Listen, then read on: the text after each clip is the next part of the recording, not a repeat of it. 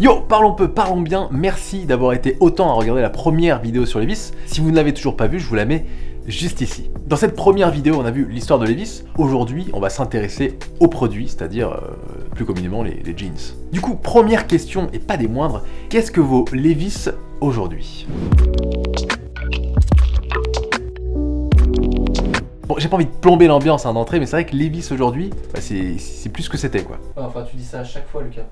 C'est quoi, Nicky? Bah oui, c'est comme pour Converse finalement. Levi's, en 2003, décide de délocaliser sa dernière usine basée aux États-Unis, dans le but bien sûr de produire plus et surtout moins cher. Du coup, l'impact de cette délocalisation fait que la qualité s'amoindrit. Ça, c'est dommage. Du coup, si vous passez dans un centre commercial et que vous voulez acheter le dernier modèle de chez Levi's, ne vous attendez pas à des standards de qualité qu'on pouvait connaître il y a 20 ans, quand ils étaient encore Made in USA. Il faut dire aussi que Levi's est devenu un beau foutoir, parce que le Levi's 501 original n'est plus vraiment ce qu'il était en 1947, comme je vous le disais dans la première vidéo. Aujourd'hui, on trouve des coupes slim, des coupes tapered, skinny même, et sur un 501 qui à la base est taille haute et coupe droite, ça fait un peu bizarre. Du coup, on peut dire à ce moment-là que le 501, c'était mieux avant. Mais il n'y a pas que ça, puisqu'aujourd'hui, on y retrouve aussi de l'élastane, qui ajoute évidemment du confort à la pièce, mais aussi malheureusement un manque d'authenticité. Personnellement, c'est pas forcément mon délire des jeans avec de l'élastane, mais je comprends en tout cas que ce soit confortable et que des gens apprécient ce type de pièce. Ah oui, j'oubliais, un jean avec de l'élastane, très souvent, ça vieillit un peu plus mal. Vous allez vite avoir des traces blanches un peu cheloues sur votre jean lorsque vous allez le passer en machine. Lavez vos jeans, merci. Donc des jeans 100% coton dans des boutiques Levi's, ça devient un peu plus rare qu'avant, d'accord? Deux choix pour pallier à ça, si vous voulez acheter du neuf, c'est soit d'aller sur internet et d'aller acheter les gammes que je vais vous présenter tout de suite. Et le deuxième choix, si vraiment vous n'avez pas internet et que vous voulez impérativement acheter un truc dans une boutique Levi's, c'est de demander au vendeur le 501 original 100% coton. Normalement, il y en a toujours un ou deux qui traînent. De manière générale, pensez bien à vérifier les étiquettes. N'acceptez que 1% d'élastane dans vos jeans, grand maximum, si vraiment vous tenez à avoir un peu plus de confort. À la rigueur, pour les femmes, on peut aller jusqu'à 2% si vous voulez un jean vraiment moulant, mais au-delà, ça va être difficile de les garder plusieurs saisons. Bon, maintenant parlons de choses un peu plus positives. Malgré ce bouleversement d'offres chez Levi's et toujours s'adapter au marché, il faut savoir que Levi's reste quand même très accroché à son histoire. Et quelle histoire! Et comme Levi's adore son histoire, ils ont énormément d'archives et ils s'en inspirent beaucoup. Même si, vous vous en souvenez, les premières archives ont été toutes détruites en 1906 par ce fucking tremblement de terre. Mais ne vous inquiétez pas, Levi's en 99 a lancé une gamme qui s'appelle Levi's Vintage Clothing, LVC pour les intimes, qui reprend tous les modèles emblématiques après 1906, après le tremblement de terre du coup. Donc si vous voulez revivre la ruée vers l'or et ses Levi's avec des boutons de bretelles, passer par la culture bowling des années 50 ou encore le Summer of Love de l'année 69, vous pouvez. Et ça, c'est vraiment très bien que Levi's soit autant attaché à leur patrimoine. Ils n'ont qu'à se replonger dans leurs archives post-tremblement de terre pour en recopier des modèles. Et ça, c'est beau. La deuxième gamme que je vous conseille si vous achetez un Levi's, c'est le Made and Crafted. Ouais, on peut dire que la direction artistique est plus... Enfin, elle est plus... Quoi? Bah, elle est mieux, quoi. Le montage y est meilleur que sur les jeans que vous pouvez trouver dans les centres commerciaux, et les coupes et les designs sont plus travaillés. Ce n'est pas de la reproduction de modèles anciens, mais vous y retrouverez des détails comme des délavages ambitieux, des coupes ou des finitions spéciales. Ce n'est pas vraiment ce que je recherche moi personnellement, mais je comprends tout à fait que ce soit le genre de Levi's que les gens aiment. Et en plus, c'est vraiment quali pour le coup. Du coup, ce que je préfère moi, ce n'est ni la gamme LVC, ni la Made in Crafted, c'est d'acheter des Levi's d'occasion, portés par d'autres personnes ayant plusieurs vies, quoi. Ouais, des jeans sales, quoi. Des jeans sales, ouais, oui. L'avantage ici, c'est qu'on peut acheter des jeans d'avant la période de 2002, c'est-à-dire avant la fermeture de la dernière usine aux États-Unis. Donc de vrais jeans solides, taille haute, avec de vraies patines, comme le portait si bien notre cher ami Brad Pitt dans cette publicité.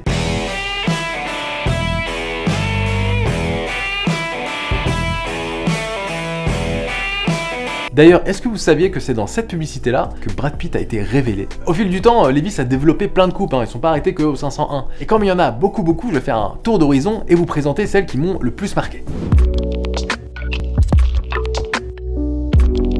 Voyons ça dans l'ordre donc, dans l'ordre de numérologie, à commencer par le 501. Le 501, produit en 1890, est fait à la base pour faciliter la vie des travailleurs comme les mineurs, notamment grâce à la qualité de sa construction et à la solidité de sa toile. Du coup, la coupe du Levi's 501 est droite et l'ouverture de jambe, qui se mesure comme ça, hein, à plat, est d'à peu près 20 cm pour que les mouvements ne soient pas gênés. Je dis 20 cm, on va dire qu'on mesure ça sur une taille 32, hein, c'est une taille moyenne. Alors aujourd'hui, c'est une coupe qui convient à peu près à toutes les morphologies, hein, faut pas trop se prendre la tête là-dessus. Si vous avez des cuisses un peu fortes et que vous recherchez des pantalons un peu plus larges, allez sur du 501. Maintenant, ça se complique un peu avec le 502. C'est typiquement une coupe tapered. Vous avez de l'espace aux cuisses, hein, et puis un peu resserré sur le reste de la jambe. Aujourd'hui, on en trouve qu'avec du stretch. Hein. Il est légèrement plus taille basse qu'un 501, et la jambe est plus affinée. Idéal pour les personnes qui ont des cuisses volumineuses, mais qui veulent quand même garder une ligne de jambe affinée. La deuxième coupe que j'adore, c'est le 505. Je crois que c'est même ma coupe préférée. Hein. Cette coupe a été inventée en 1967 pendant la contre-culture américaine des années 60 et l'apparition des mouvements hippies et groupes de rock. Hein. D'ailleurs, on peut voir un Levi's 505 sur la jaquette de Sticky Fingers des Rolling Stones. Et oui, Pierre, j'ai encore dit jaquette. En gros, le 505, c'est vraiment la coupe de transition entre le Levi's 501 purement axé travailleur et une coupe purement culturelle et vestimentaire, qui est du coup le 505. Et c'est pour ça que cette coupe, je l'adore, c'est qu'il y a ce truc, tu vois, Mais elle a quoi de si spécial ta coupe? Et il a une jambe un poil plus ajustée que le 501, mais pas beaucoup non plus. Hein. L'ouverture de jambe est de 19 cm, ça fait 1 cm en moins, c'est pas énorme. Il est pas beaucoup, mais visuellement ça fait la diff. Hein. Pour les petites cannes comme moi, c'est très bien. Bon, ensuite là on rentre dans quelque chose de plus ajusté, hein, le 508. On est encore sur une coupe tapered, c'est-à-dire qu'il laisse de la place aux cuisses, mais qu'il se resserre toutefois aux mollets et aux chevilles. Ah, c'est technique, oui. Oui. Là on est sur du 17,5 cm d'ouverture de jambe. Personnellement, mon pied passe limite. Hein. Le 511, lui, est moins serré que le précédent aux chevilles, mais reste ajusté de la même manière aux cuisses. Je vous l'avais dit, hein, c'est un vrai bordel chez Levi's au niveau des coupes. On est sur du 18,5 cm d'ouverture de jambe. Là, on est clairement sur du slim. Quant au 514, lui, je sais pas. Comment ça, tu sais pas? Je sais pas, parce que il est à la fois différent, mais pas si différent. Parce qu'en gros, c'est un 501, avec un peu d'élastane, tu vois. Du coup, il est différent?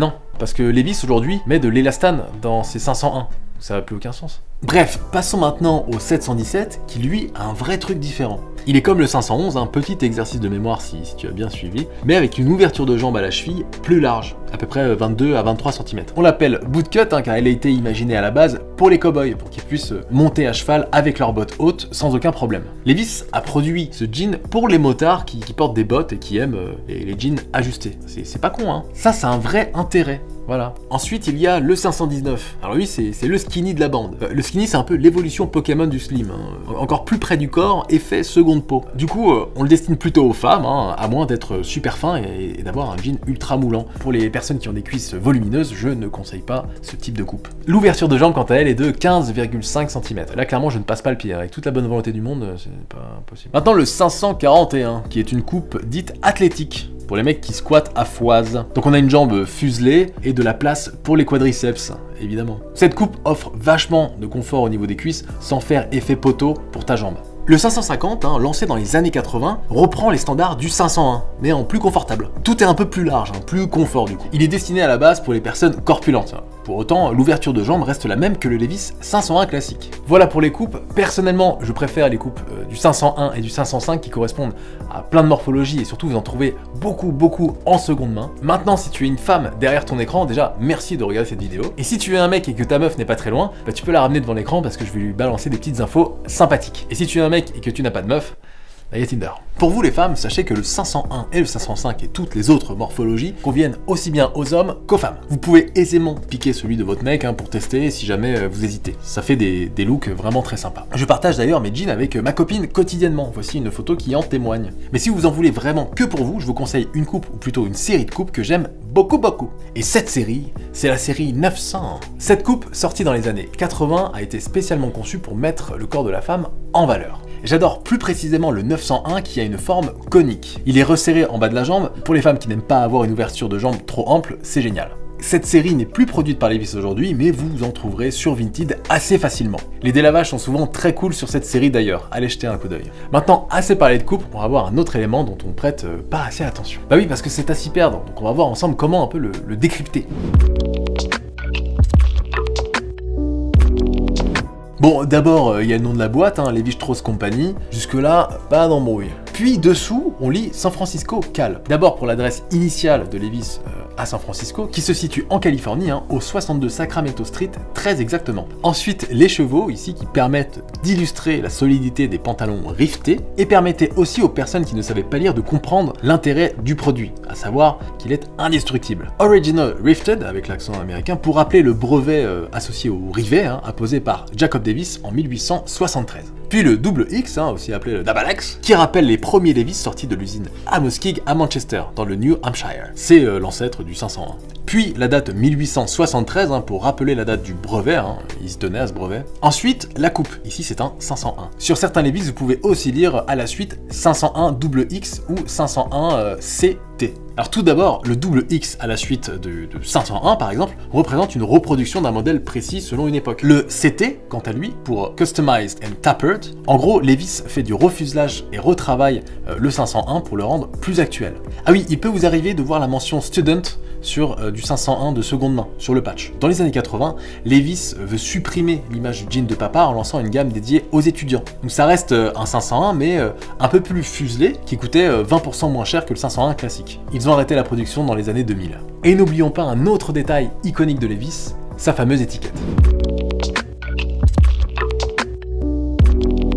Initialement rouge, on peut en trouver d'autres couleurs, comme des noirs, des blanches, des bleus. En tout cas, c'est un peu à s'y perdre. Donc je vais vous expliquer 2-3 trucs sur les étiquettes. L'étiquette rouge d'abord. Apposée depuis les années 30, elle servait à la base à distinguer les jeans Levi's de ceux de la concurrence. Pour la petite histoire, il paraît que c'était surtout lors des rodéos. Ils portaient tous des jeans et cela permettait d'identifier facilement la marque, d'où l'étiquette de couleur pétarde. L'étiquette elle-même a été déposée, comme une marque pourrait l'être, d'où le petit R dans l'étiquette dans un cercle. D'ailleurs, pour pousser le truc jusqu'au bout, Levi's produit 10% de leurs produits avec juste l'étiquette frappée du R, pour montrer que c'est une marque à part entière. Revenons dans les années 30. Levi's est si fier de son étiquette qu'ils en parlent même dans leur pub Look at the Red Tab. Jusqu'en 1971, le E de l'étiquette est en majuscule et bascule en minuscule après cette date. Mais ça, vous devez déjà le savoir si vous avez regardé la première vidéo, n'est-ce pas? Ce n'est que dans les années 60 que l'étiquette change de couleur. Et là, je peux dire que c'est le carnaval, quoi. C'est Rio, quoi. Tout d'abord, l'étiquette orange avec la contre-culture américaine et les mouvements hippies et les pantalons pas de def finalement. Donc pour distinguer ces modèles, Levi's reprend les couleurs populaires de ces années et appose une étiquette orange sur les modèles concernés pour ses adaptations stylistiques de l'époque. Ensuite, l'étiquette noire, je suis certain que vous en avez rarement vu. En 1964, Levi's sort son jean non-iron, donc il n'a pas besoin d'être repassé, appelé Stay Pressed, pour Stay Pressed. D'ailleurs, moi je repasse pas mes jeans, et je vous conseille pas de les repasser, ça fait des traces un peu bizarres dessus. L'étiquette blanche maintenant. En 1968, Levi's lance la gamme LFG pour Levi's for Girls. Cette gamme est reconnaissable à son étiquette blanche donc. Fin des années 80 maintenant avec la Silver Tab. L'étiquette grise donc. C'est une gamme lancée pour le mouvement grunge de l'époque et présente des coupes baggy. L'étiquette bleue maintenant qui est sortie dans les années 2000 et représente la gamme Premium Made and Crafted que je vous ai présenté en début de vidéo. Et pour finir, l'étiquette noire, non pas avec une écriture argentée mais blanche, que l'on peut apercevoir sur des jeans de femmes que l'on appelle Ultra Black. Voilà, pour finir cette vidéo, je dirais que les gammes neuves qui valent le coup, c'est la gamme LVC et la gamme Made and Crafted. Le reste, vous pouvez complètement les acheter en seconde main.